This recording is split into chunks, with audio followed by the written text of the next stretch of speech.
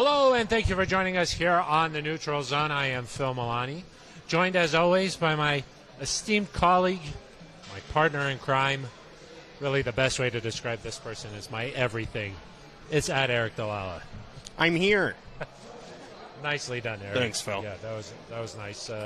Coming off the Chiefs game. Yep, I thought it was appropriate. Did you say it to Patrick yesterday, or I didn't get a chance to run into him. Got it. Well, Aric, it's a new year. Yep. Happy New Year. Thanks, Phil. Happy New Year to everybody watching. NZ Nation, Happy New Year. It's a sort of a melancholy occasion tonight here. Big word. Because this is our final time live this season at Breckenridge Brewery's farm home. Here I was, Phil. I thought you were talking about the loss. No. It's our final time here. And, a season full of memories here. That's right. Monday nights, just hanging out together, talking Broncos. Packed house. We've really worked hard to make this a farm home. I think we've done our best. Year 2 in the books, Phil. Yeah, year 2 in the books. Of course, we are here the day after every Broncos game this season, breaking it down from about 5:30 to 6:15. Exactly. I should say exactly 5:30 to about 6:15. Correct. And we've had some guests come out and join us to watch us, and it's been fun. We've met all kinds of people this year. The whole gang's here. We've had a fan from England come out. That's right. We had a fan from Washington come out. Yep. So it's been nice. We met a lot of different people. It's been a good time this year. Been great, Phil. Despite talking about quite a few losses, Aric. Yeah, more than we would prefer, I think. More than we anticipated. We're also live on the Broncos YouTube page, so if you couldn't make it out, we also want to recognize people who've joined us all season long. Metambale joined us all the time. That's right. We've had some consistent guests. Greg Norman. You watch him right Greg now. Norman. Wow, caught you right at the start. Thank you, well, Metambale. You watched. If you tuned in at exactly 5:30 every week, yeah, exactly, you would you'd see us at that point. Exactly. So thank you to everybody who's joined us all season long on the Broncos YouTube page. This is an interactive experience, Aric. That's right. One of the things about the live episode is that this is for NZ Nation. Leave a comment, leave a question. We discuss it. We break it down. We talk about what you want to know. I'm asking for questions right now, Phil. That's what's beautiful. They're flowing about in. This. That's what's beautiful about this, Aric. And, of course, we're here to talk about where the Broncos are heading as they get set for their final game against the Chargers. But first, let's talk about the game out at Arrowhead, a 27-24 loss. But this team had a little bit of a different feel to it facing the Chiefs this time around. Yeah, interim head coach Jerry Rosburg, I think, Phil, he gave off a toughness during the week, an old-school mentality. We're going to play football the right way. We're not going to make mistakes. We're gonna be tough. I think the Broncos embraced that. I think they showed a lot of those traits. They were better on special teams, offensively. So they had an identity, I thought. You felt like it? Running the ball, these play-action boots, coming up in big moments. Defensively, they returned to the standard that they've played at for much of the season. I thought this was a Broncos team, Phil, that despite having truly nothing to play for in terms of the standings, they came out, they played hard, they responded to a 10-point deficit, give up back-to-back touchdowns at one point, had a bad call go against them, really had every reason to kind of just phone it in the rest of the way. They battled back, they had a chance at the end of the game. It didn't go their way, but they went toe-to-toe with one of the best teams in the league in Arrowhead, where it's very difficult to win without a lot of their best players. We talked all year about how many injuries, and this week you're down Gregory, Dulcich, DJ Jones, Baron Browning, add those guys to the list, and yet the Broncos just played tough. And, Phil, if they get the right head coach in place, I think a lot of the things you saw yesterday could continue into a new year. Yeah, they just played like sound football. This was the most penalized team in the NFL. Didn't seem to kill themselves against the Chiefs on Sunday. And unlike the first meeting this year where the Chiefs got out to a huge lead and then the Broncos were able to find a little bit of a spark and get their way back into this, yesterday they went back and forth, I think saying toe-to-toe, like you said, that's a good way to describe what happened, because the Chiefs did some stuff, then the Broncos did it, then the Chiefs did it, the Broncos did it. Nothing seemed like it was too big for the Broncos, even though they're on the road. They rush towards the interception. They give up 14 unanswered, but then they responded, and I felt like they had a toughness to them. And, they say teams tend to take on the personality of their head coach, and it certainly seemed that way on Sunday.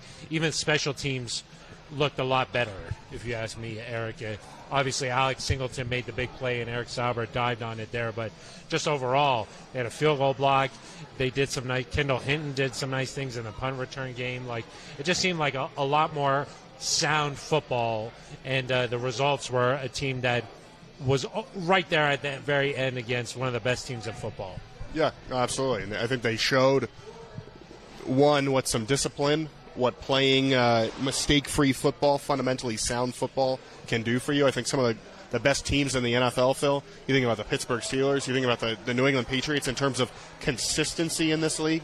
They might not always have the best players. They're not going to beat themselves. And I think the Broncos showed if they don't beat themselves, they can be in a lot of games next year. And the other thing to me, Phil, and I'm sure we'll talk about it quite a bit, but that was the Russell Wilson everybody thought we were going to get. I mean, he wasn't perfect by any means. He threw that. It was not a good interception that he threw. The protection was not there on that play, but he also did not make a good decision on that throw. The fumble, the strip sack, again, poor protection. But again, you got to find a way to. And Jerry Rosburg said today, "Hey, I wish I would have called timeout before that play. Just let things settle down a little bit. Make sure we've got the right play." That was a 3-point swing there.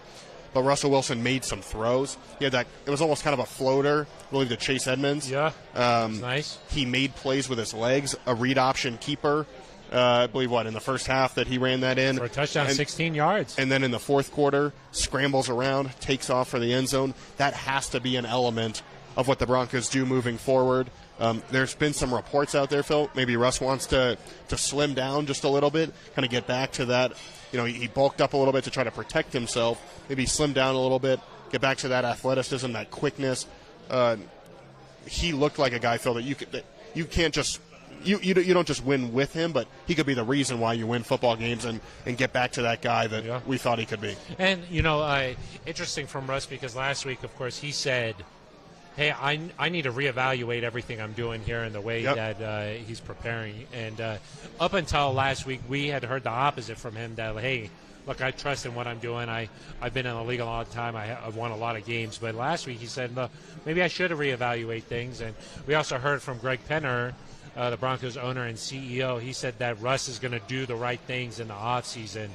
Those things hinted toward maybe, hey, coming in a little bit slimmer, maybe just doing things a little bit different in the offseason. And, yeah, I think that you saw that Russell Wilson, what he can be, using his legs just adds a certain dynamic to the Broncos offense that makes it really hard to defend.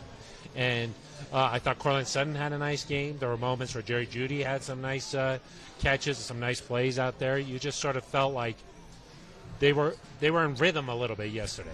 Yeah, and Russ's point after the game was, hey, when we get some guys back, we just went toe-to-toe with them with 20 guys on IR. Let's get a little bit healthier. Let's hope that we have some, knock on wood, some better injury luck next year. And then let's see where this thing plays out, because in his words, and this is a lofty goal, obviously, but he said, we're coming back here to compete for it all. For it all. And what did that mean to you, Eric? Well, what does all mean? To win, to get where you want to go as the Broncos, whether that's the playoffs, an eventual, chance to win an AFC championship, get to the Super Bowl, it's probably going to go through Patrick Mahomes and the Chiefs. It might not be that specific game, but over the course of the season, you got to show you can beat those guys. You're going to have to compete with them for a title. You want a home playoff game. You got to knock them off. You got to knock off the They've Chiefs. Won seven in a row, right? Against the Broncos? No. Division titles. Yes. So they've won 15 games in a row against the Broncos. Yes. But 7 division titles in a row. You got to go through them to win the West. Absolutely. And I think yesterday was one of the first times in a while. Not that, last year in the final game of the season, Phil, I thought the Broncos obviously had a great chance until that fumble late in the game that was returned for a touchdown. But it felt like a little fluky. Nothing about yesterday felt fluky. Yeah. Just in terms of, because the Broncos had a lot of stuff go against them, and this was not a game where everything went right for the Broncos, and they were in it. They made mistakes. They gave up an early score. They battled back again and again. And that to me suggests in your next head coach, if you can get somebody that instills that toughness in you, helps you play fundamentally sound football. When you make a mistake, you don't think, oh, here we go again. Yeah. And then you find an offensive coordinator that can play to Russ's strengths and help him do some of these things. you can win some football games. I mean, I feel better about the future after yesterday. Yeah. I mean, I think that much is true. It's a week-to-week league because we felt the same way coming out of, Kansas City, Arizona. You're thinking, okay, things are working. Terrible game in Los Angeles. You go back. So it's very week-to-week, but at least this week, Phil, we can flashes where you say, okay, this is going to be right. This can work. Yes. We got a lot of questions coming in here.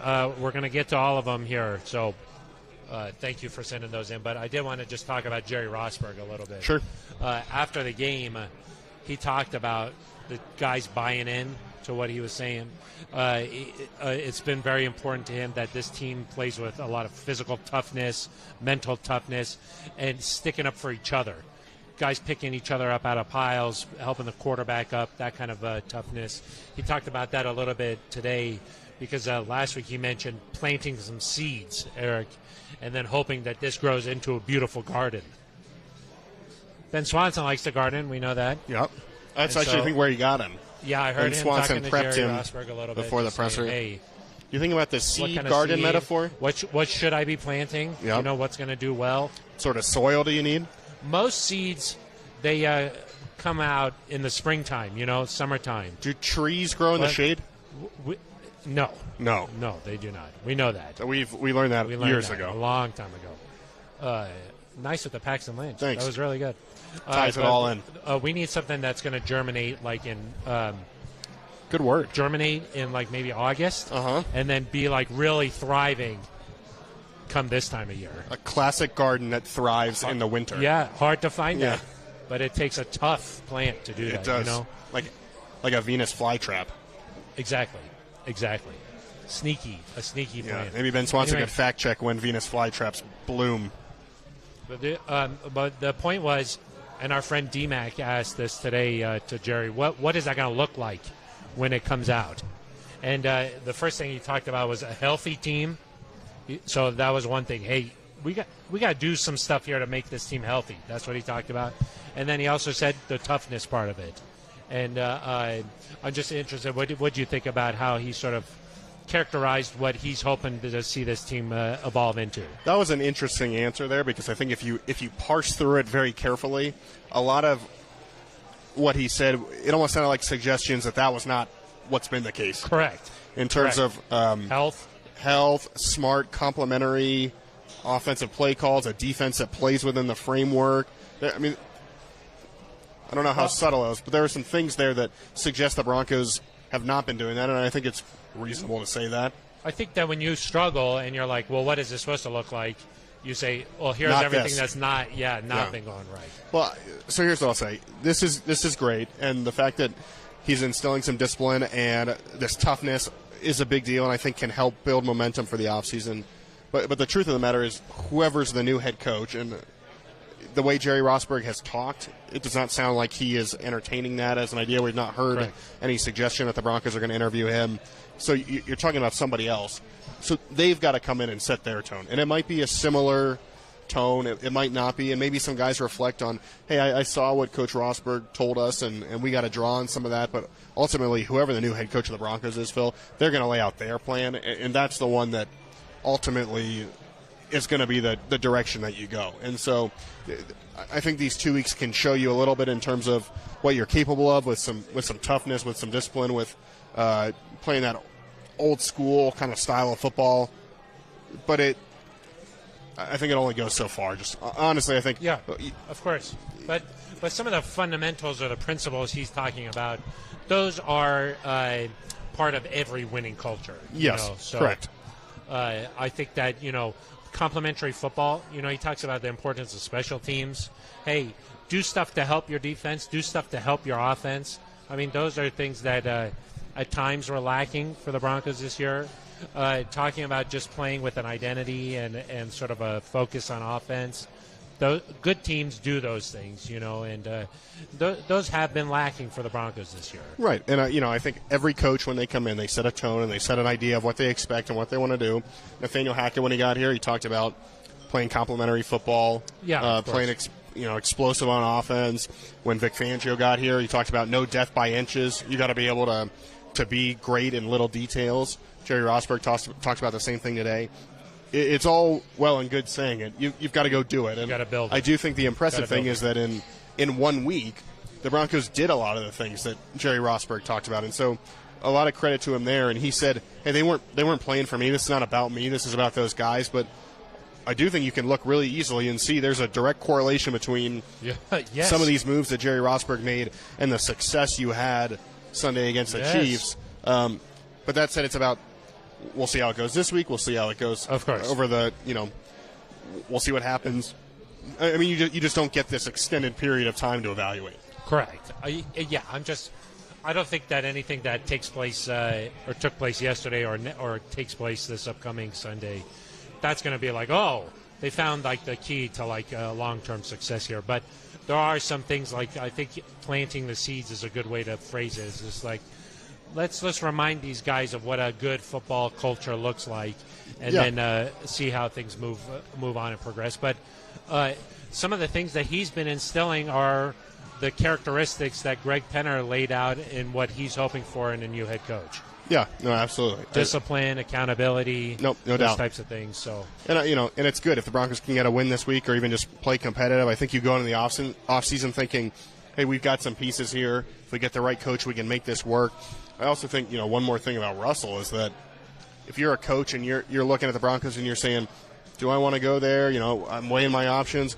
How is Russell going to play? I think if you look at yesterday's game, you think, hey, if I get that Russell, we're in good shape. It's still in there. And so, that is important, I think, again, this week is to continue to capitalize on and showcase that Russell Wilson can do those things. Yeah. We know he can do those things, but you got to go do it. So yeah. And a lot of coaches probably think, okay, if I can just work with him, I'm going to get that. You think that, of course. Of course. Yeah. Well, and you thought that too when you put your name in the ring. Yeah, I haven't heard back. You haven't heard back. I don't know what they. I don't know what's happening. It's possible they've gone in a different direction. Yeah. Well, of course it got lost. Otherwise.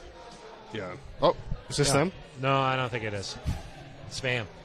Potential spam, I think. Ben Swanson says the Venus flytrap is a perennial plant that blooms year after year in May and June.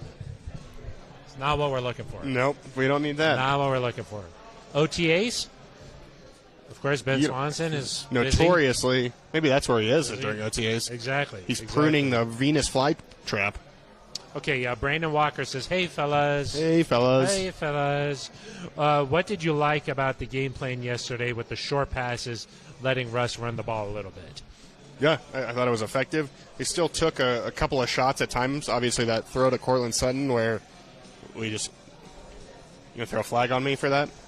Yeah. Just touched your elbow a little bit. Separation. Yeah, touched your elbow. Another flag. You're watching this on – if you're listening to this – of course, I just touched your quarter zip, which... Well, this is... Or not a quarter zip, just a regular sweater. Thank you. It's kind of a faux pas, though, I know. to mess with your sweater.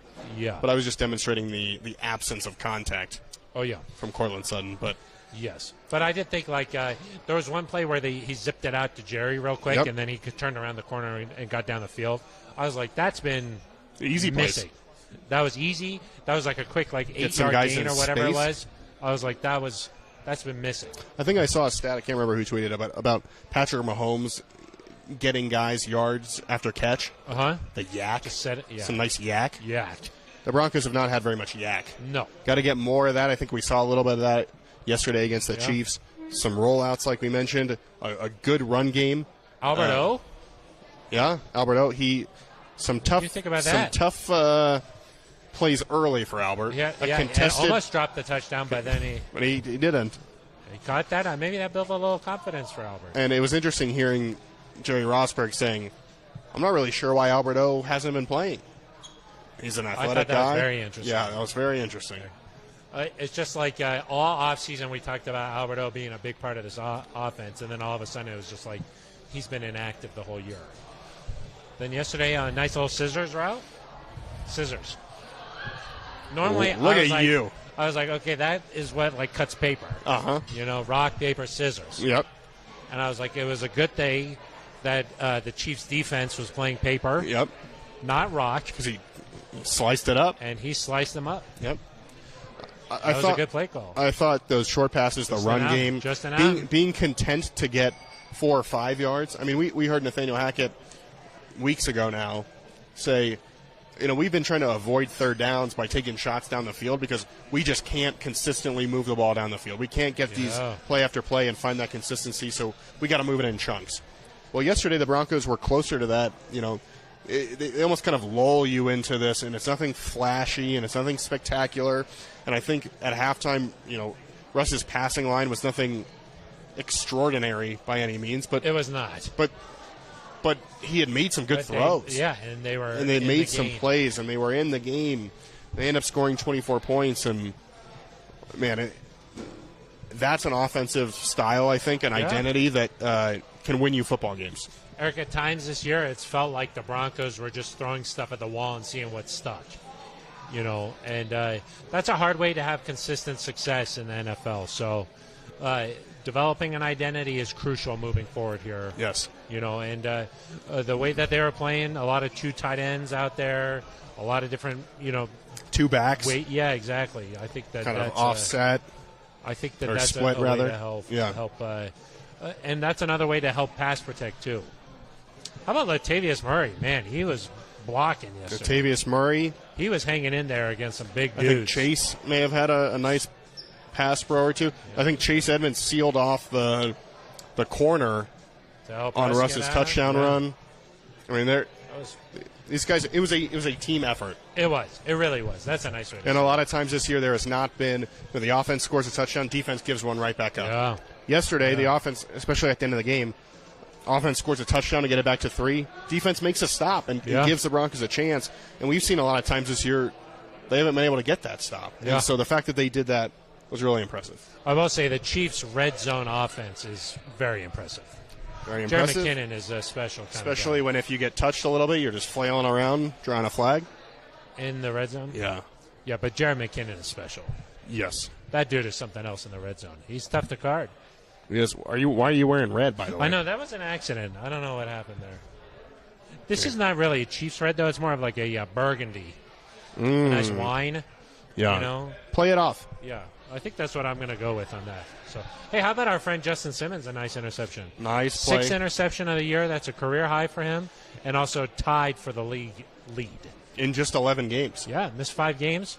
Dude's out there balling out. Yeah, and I don't understand the Pro Bowl voting being done 4 games before the season ends. I don't really understand that. But the All-Pro, which is what really matters.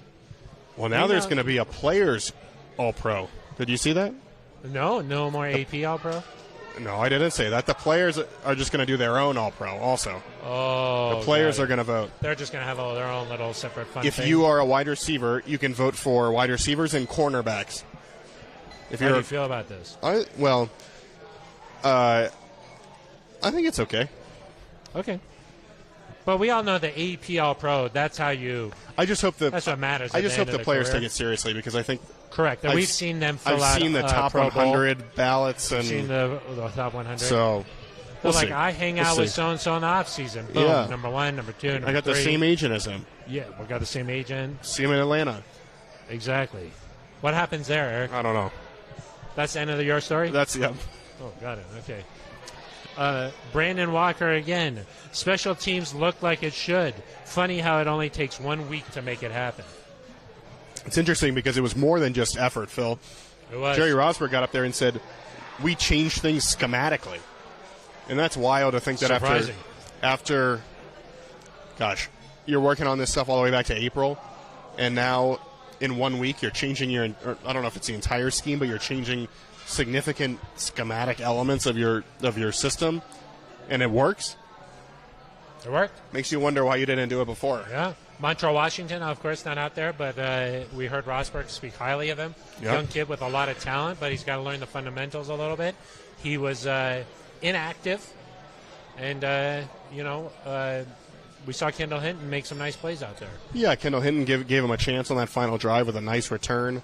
I do think, I wondered when Albert O dropped the second pass, I wondered, is he done? Is Jerry Rosburg going to say, hey, let's get you out of here? They allowed him to keep playing, ended up having some success. So I don't think that accountability means that you mess up, and you're done. But I mean, part of that is encouraging guys, getting them to work through things, finding a way to succeed. Alberto did that. I would expect Montreal Washington at some point to have a chance to show what he can do again. I don't know if it'll be this weekend, but I would think at some point he's going to get that chance. Metambali here says, thanks for explaining the whole rock, paper, scissors thing in football. Never knew about that. You're welcome. Metambali also says, props to Ben for putting up with these two guys. Kind of rude, if you ask me. This is an honor for Ben. Ike also says, who makes the Broncos' hype videos? Those are so cool. Do we post those? I'm not sure who does that. You work on those a little bit, right? Some about like sort of just the philosophies. I ask the questions that go in the press conferences that get used in the hype video. Yeah. Those are really cool. We should figure out who makes them. Yeah. And my articles, so I like to kind of capture both the sounds of the press conference and the sights of what I see on the field. So you do sights and sounds? Yeah, in my articles. It's kind of like a nice... Do you do those after wins and losses, or just... I do. Oh, you do. Not everybody does the sights and sounds. Got it. But I like to do that all the time. Consistency is important. That is important. Really important. What happens, like, if your mic doesn't work? This? No. Like, say you're recording the presser. Oh, yeah? And your mic, like, the mic goes out. The whole time, or like halfway through it goes out? Sometimes it's really good, and then it just goes out. Do we know why, or just... It's really one of the puzzles of a mystery of the earth. I simply wouldn't allow that to happen. You wouldn't, yeah. But you would still do it, right? Yeah, I'd find a way. Somebody online says... Somebody online. Her name is Jill here. Okay. Jill. She says the hype videos suck. Wow. It's what? Sort of mean. I don't think you can say that. Metambali says, Jill, don't be saying that. Yeah, gosh. It's not very nice. Metambali, thanks for having our back. My hype articles. Metambali does want to know why Phil doesn't have a QZ on. Because you're supporting the Chiefs. I'm sorry. I just let down everybody today. Yeah. I thought this was a nice one. It's sort of like a festive color. I don't know. If you like the Chiefs. Is that not true? I don't know. Maybe it's not true. Here's a new one. I think you should just take it off. This one's from C. Thomas. If I took it off, you don't want to know what happened. Perfect. C. Thomas says, that was a great game, great effort, and there were a lot of positive results. Left it all on the field and played in unison. Oh, yeah. Unison. Yeah. I would say I saw nice. there was a column out there, Phil. The Broncos have been, they've resorted to moral victories. And I do think there's a fair argument to be made that, a lot of ways yesterday's a moral victory. You can't settle for moral victories, but I think there's a difference between moral victories and progress and signs that, with the right coaching, things can turn around. And so no one's sitting here saying, oh, hey, we're so happy we only lost to the Chiefs by 3. No. I think, Jerry Rosburg said today, everyone's disappointed in the loss. It wasn't good enough. It wasn't good enough. They need to be better. So I don't think it's a moral victory, but there are signs. It does show that, this team is not just destined to wallow in a wasteland. Ellie, our friend Ellie says, Phil, your sweater is very nice. Ellie's. What do you think? Ellie's one of the best commenters. Ellie is a top commenter. The static shock from taking off that sweater would probably knock out the camera. Ellie said that? No. That's from Metambali. Oh. If I took it off. Yeah. What does that mean? Plus, just the rippling biceps would just be a lot to deal with. I have a shirt on underneath this, so it's not like I could take this off and there's another sweater. You know what I mean? Oh, yeah. So that's what I think he's meaning by a static shock.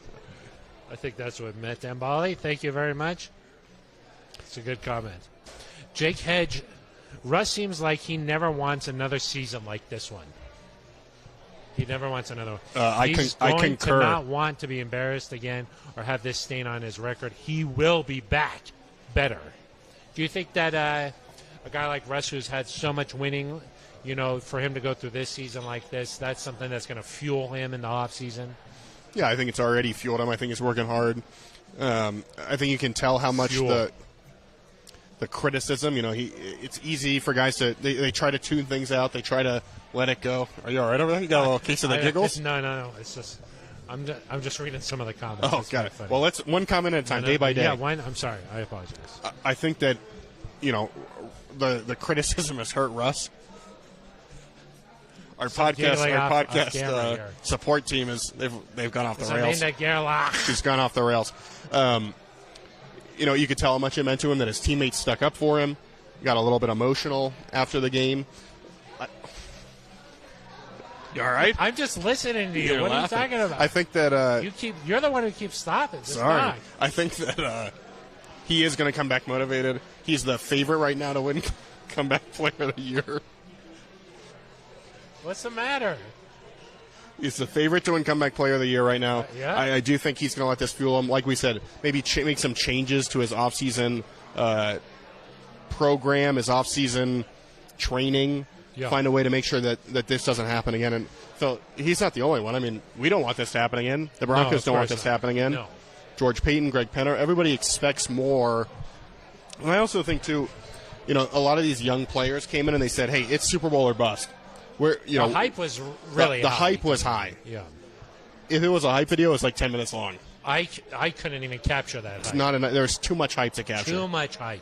And I think maybe some of these guys, too, have learned, hey, this is hard work, and we got to get through some tough times. And if you've never won before at this level, I think it's easy to think it's just going to happen. We got Russ. It's easy. Is what's going to happen. And I think some of these guys may have realized, Yeah. hey, it's going to take a different level of intensity of work to get to where we want to go.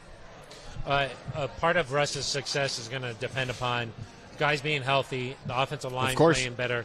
There's a couple of questions. Nick D wants to know, will Dalton Reisner be back? Okay, and then Miggy, with a lot of G's. Miggy. Okay. Can you do That's that? an R. No. Oh, got it. With a G. Grr. Okay. Asks if they should sign a center. Please don't talk about Sir Lloyd Cushenberry that way. Yeah, I don't like that. The offensive line in general is going to be Gotta be much better. It's got to be a priority in the offseason. We've heard people talk about, hey, do you use your first-round pick on a right tackle? Do you trade back and get a really strong interior lineman early, maybe a couple of them? George Payton has said the offense is going to be the focus in the draft, and obviously GMs, they like to spread some tall start going tails. down this way, and then they go this way. Follow this way, and then it's like a little maze. A maze? Maze. Yeah. Maze. Be a good name for a dog. That would be. Good color, too. Maze. Oh, are you talking about the head coaching search? No. Oh, God, sorry. I'm just saying, if I were wearing a quarter zip, maybe I'd consider wearing a maze quarter zip. A maze-colored quarter zip. Yeah. Yeah, it's a nice. It's close to like Maze. a monk's robe. It's a good name for a person, too, Maze. Yeah. And a dog, like I said. And a dog, yeah. What were we saying? Maze. Talking about the O-line in the draft. Oh, yeah. It's a maze. Amazing. How we found our way back to that. Dalton Reisner is a free agent. You got to figure out what you want to do with him. I just think there needs to be, before you make any decisions, you got to figure out who is your offensive coaching staff, who's your offensive line coach, what sort of system do you want to run, and then tailor your decisions to that. And you do have some flexibility here because the tackles you signed, I think all of them, are on one-year deals, and so you're not tied in there. You obviously have Dalton Reisner becoming a free agent. You've got, Quinn Miners and Lloyd Cushenberry are back under contract. Garrett Bowles coming back. Yeah, of course. Garrett Bowles still under contract. Sorry, the current healthy tackles and Calvin Anderson, even though he missed this game, Cam Fleming, Billy Turner, all 1-year deals. But yes, Garrett Bowles, of course, left tackle. Yes. But there's going to be some room to retool this offensive line, and I think you've got to figure out first what direction do you want to go in as a group from a philosophical standpoint before you make personnel choices. Yes. That's part of something that we've talked about a lot, is just that the revolving door at the head coaching position has made it hard to bring in free agents, draft players to fit the mold of what you're looking for. Yes. Agreed. And so, Mike Munchak obviously was getting better play out of these guys, but then they switch schemes and not as successful. So, Quinn Miners was brought in to play a different scheme. Yep. Dalton Reisner, different scheme. Gap blocking scheme, yep. So it'll be interesting to see. I think that Dalton can be a very successful play at a very high level as left guard. Talk about the chemistry that him and Garrett Bowles have had playing together. I do think that getting a 5 together and having them practice, play together, build that cohesive unit, that's important to me. Well, and the Broncos, they brought in Billy Turner, and it took a long time before he was able to practice. They brought in Tom Compton, who suffers an injury. It took a long time before he was back. They never quite got the time to build. And listen, injuries are going to happen. You may not have the same starting five the whole year. A lot of teams have 5, 6, 7, 8, 9 different combinations throughout a season, but you at least like to think that you get a chance to practice and play at least one game with that initial group. Broncos didn't really get to do that. And that hurts you. And we saw that have an impact on the game later in the season when there's guys who've never played together, and a simple stunt from a defensive line. A simple one. I like simple things. And a very nice, easy simple pass rotation. Screwed him up. And Russ has been sacked a lot. Only 4 times yesterday. Yeah. Down from the average of 6. At least I know the last several games it's been at 6. So, Jeremy says, I gotta watch. This is the last show of the season. That's from Jeremy. Thanks, Jeremy. Thanks for watching. Thank you very much, Jeremy. Ethan Magrum. Okay. Would you guys prefer Jim Harbaugh or Sean Payton? Ooh. Jim Harbaugh or Sean Payton? C. Thomas follows up and says, all I care about, I would just prefer a long-term fit, the long-term aspect. That's from C. Thomas. So this is a classic one. You lob right at me, and the ball's hanging up in the air. You dance. I'm hanging up in the air, and the defenders are coming at me, and I can't call a fair catch. Make a play. I think it depends what you want. Yeah, let's talk about both of those two guys, because obviously there was a lot of reports about Jim Harbaugh today. Yep. The Athletic put out a piece that said that if Harbaugh was offered an NFL deal, it would be a done deal. Yep.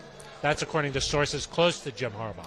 There was a report, I believe yesterday, by Mike Florio that the Broncos had reached out to Jim Harbaugh about their possible search. So we know that this is a name to watch. There's been reported interest in Sean Payton as well. Sean Payton wants to get back into coaching, won a Super Bowl with the Saints. Correct. And I think both guys can help you from, a discipline standpoint, a standard standpoint, a culture standpoint, accountability. I kind of view Jim a little bit more in that, accountability, culture, here's the standard, here's the discipline. We're going to, we're not going to make mistakes. We're going to be this fundamentally sound football team. And I view Sean Payton a little bit more as like he's the offense. Not that Jim is not, and not that Sean cannot also bring that culture, but Sean a little bit more in that offensive guru. He's going to work with your quarterback. He's going to make sure you get the most out of your offense. And so it just depends, what do the Broncos want? Is it more important to have, and I think a key, Phil, is that, George Payton in particular said, this is not just about Russ. We're looking for somebody that can come in and coach the whole football team, can get a lot of different things right. The special teams need to be better. The defense needs to play better in big moments. The offense needs to have an identity.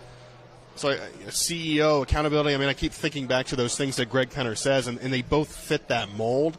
It's just kind of like what's the flavor you want to go with. It should be noted that with Sean Payton, we have no idea what sort of draft capital you would have to give up because he is still under contract with the New Orleans Saints. And so there's a little bit less of a barrier to Jim Harbaugh. Yeah. Obviously, Michigan lost to TCU, so he's not busy anymore. The season's over. But we'll have to see which direction they go. It could be neither of those guys. The Broncos could decide. Correct. There's other names floating around: Dan Quinn, Frank Reich, Ejiro Evero. You think about some of these potential first-time head coaches, though.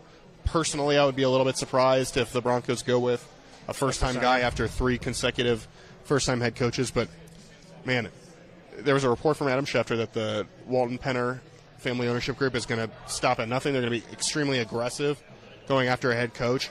And if you're a Broncos fan and you're sitting there listening to they're trying to go after Sean Payton and they're trying to go after Jim Harbaugh, you got to be thinking, man, should be excited. These guys want to win.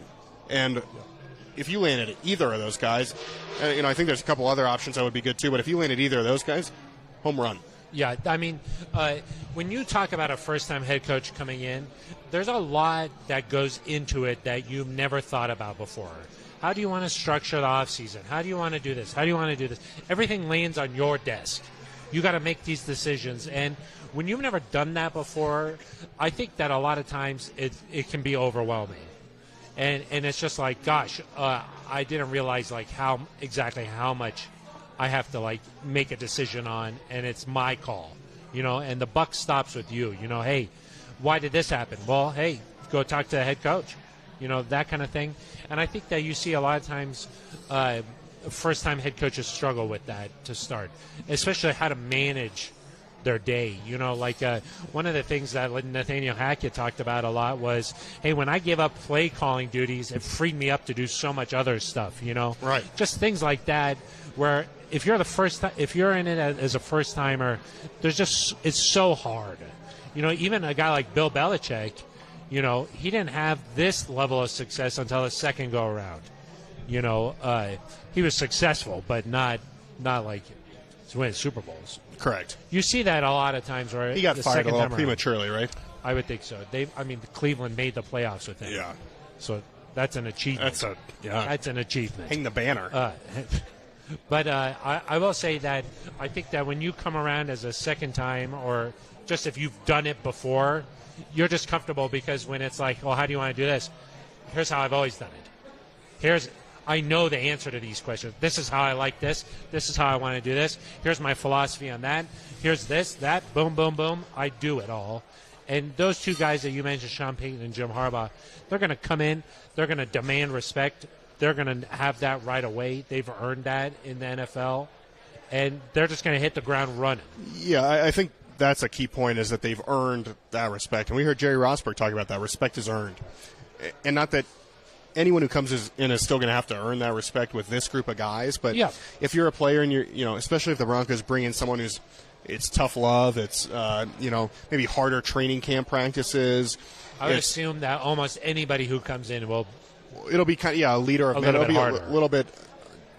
It won't be maybe as player friendly, quote unquote. If you can come in and say, hey guys, we're going to work hard, and it's going to be tough sometimes. I'm going to get after you sometimes, but I've done it. I've got a world championship, or I've been to a Super Bowl. If you do this, it leads to wins. Right. And they'll do it. And there's a bunch of guys in that list, whether it's Sean Payton, Jim Harbaugh, Dan Quinn, that can say, hey, I either won a Super Bowl or I went to a Super Bowl. Frank Reich can say, I led a team to the playoffs, and I've won a playoff game. I've done this. This is what success looks like. This is what it takes to win a division. This is what it takes to do this. Frank Reich, for example, he's beaten the Chiefs. And you can say, hey, I know what it takes to beat these guys. Yeah. We're going to do it. And so it's a little bit easier, I think, to buy into what, maybe it's harder practices. Maybe it's more padded practices. Maybe it's, a little bit, maybe the leash isn't quite as long, if you make a mistake. But the mentality is a little different, right. Just like, hey, I don't want to let down anybody here. You know what I mean? Like, I don't want to disappoint anybody. And we talked about that last week with Mike Shanahan, Gary Kubiak. Those guys were player-friendly coaches. Guys loved playing for them. It was fun playing with them. But you did not want to let them down. That is like sort of the difference. That's the line there where you're. Like, I don't want to. We come out here. I don't want to let you down, Phil. I don't want to let you down. And that's why it's a good podcast. That is. I think you just hit it right on the head there. Last one from Metin Bali says, let's just assume we want to win the Super Bowl for the next 20 years. I'm not sure why he said 20. Smart. But why stop there? Forever. Yeah. Why stop? If you're going to go all the way to 20, Metin Bali says, maybe he's trying to be reasonable.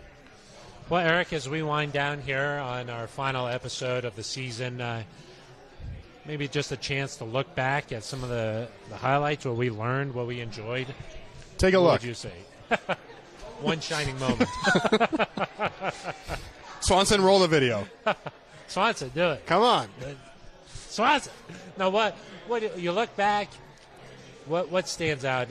Not just about the show, but maybe the season. What were some of your happier moments? Wow. Well, of course, being here every Monday. Of course. Unless it was a Thursday game or a Monday game. Very confusing. Yeah, of course. Sometimes the beginning of the year, very confusing. Very hard. We almost were never here on Mondays. Yeah. No, I would say obviously the win over the 49ers was a big deal. That was a fun win. For a little bit, football. You had the stadium was rocking. You had some hope that, hey, we just beat a good football team. Maybe we can get this going. I thought the week at London, Phil, though I missed you deeply. You guys went to London? Oh, nobody told you, huh? Nobody told me that. I thought that was a great week for the organization. Got a big win. Some great activations. Oh, I mean, really good. You were activated now? I've activated a lot. Wow. Swanson, we had to drag him out of the pubs, but it was great. Yeah, because if you get in trouble there, it doesn't count over here. Or how does that I think work? that's right. Yeah.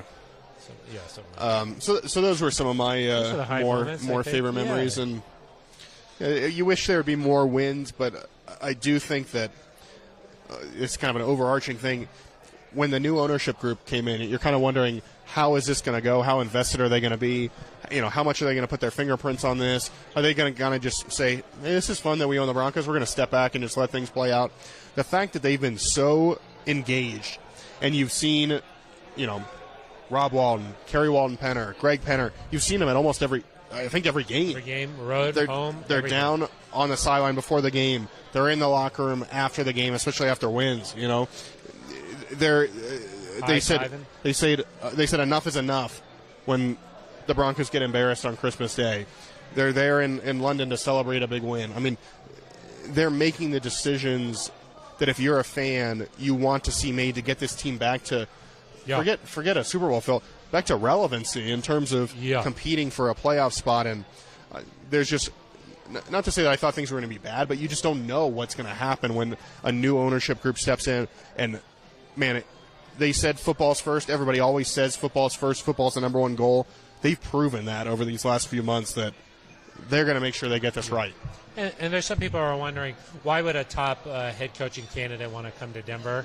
I would say it's because of the ownership group. You're going to have all the resources that you need to succeed in this league, and you know that the dedication to winning is there. Yeah.